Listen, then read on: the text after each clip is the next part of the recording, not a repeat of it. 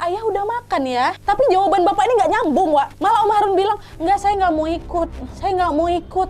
Badan saya sakit semua. Iya, bapak udah makan, saya nggak mau ikut, gitu.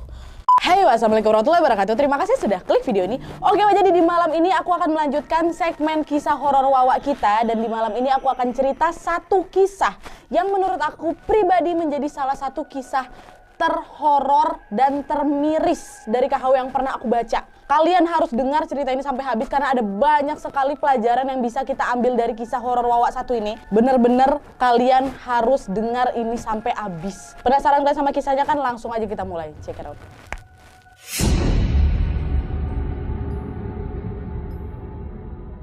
Oke, Wak, jadi kisah kali ini datang dari Wawa aku yang minta namanya untuk disamarkan. Kita sebut aja nama Wawa ini Elma ya. Dan di sini Elma ini juga nggak sebutin nama kota tempat kejadian ini, Wak, karena kisah yang mau Elma bagikan ini sebenarnya termasuk aib keluarganya sendiri, Wak. Tapi Elma memilih untuk menceritakannya kepada kita semua karena dia mau berbagi kisah aja dan semoga ada pelajaran memang bisa diambil dari kisah hidupnya Elma ini.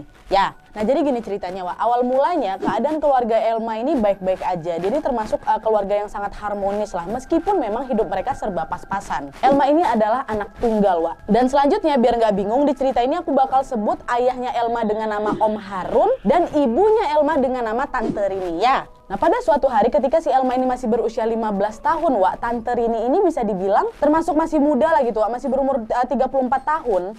Sementara Om Harun ini lebih muda 3 tahun dari Tante Rini. Waktu itu Tante Rini masih sehat walafiat aja, Wak. Tapi nggak lama tiba-tiba tiap kali Tante Rini ini hamil, Tante Rini ini selalu keguguran gitu, Wak. Dan selain itu terjadi juga perubahan fisik dari Tante Rini. Tante Rini lama-kelamaan menjadi kurus sekali. Elma kira ibunya sakit parah ya kan, tapi pas diperiksa ke rumah sakit, dokter bilang Tante Rini nggak ada penyakit apa-apa deh, sehat walafiat mama kamu. Dan pada saat itu Elma juga tidak menaruh perasaan curiga sedikit pun. Oh ya udah, mungkin apa ya ini ya, mamaku kecapean aja mungkin gitu kan. Nah, selang 1 bulanan kemudian sakitnya ibunya Elma ini atau sakitnya Tante Rini semakin parah, Wak, dan betul-betul udah nggak bisa ngapa-ngapain lagi. Hal inilah yang membuat Elma terpaksa harus beberapa kali nggak masuk sekolah, sampai harus beberapa kali dipanggil ke ruang BK, Wak. Padahal Elma udah bilang, Bu, saya harus ngerawat ibu saya ini anak satu-satunya, saya anak tunggal gitu kan. Dan FYI juga, Wak, kedua kakek neneknya atau orang tua Tante Rini ini udah meninggal dunia karena kecelakaan. Dan Tante Rini ini pun hidup sebatang kara karena Tante Rini juga anak tunggal. Jadi Tante Rini nggak punya siapa-siapa selain suaminya sama Elma. Dan karena hal ini juga Elma dengan sangat terpaksa harus keluar dari sekolah, Wak. Nah tapi nih, Wak, di saat Tante Rini ini jatuh sakit, bapaknya Elma alias Om Harun ini kayak betul-betul kayak nggak peduli gitu loh sama istrinya.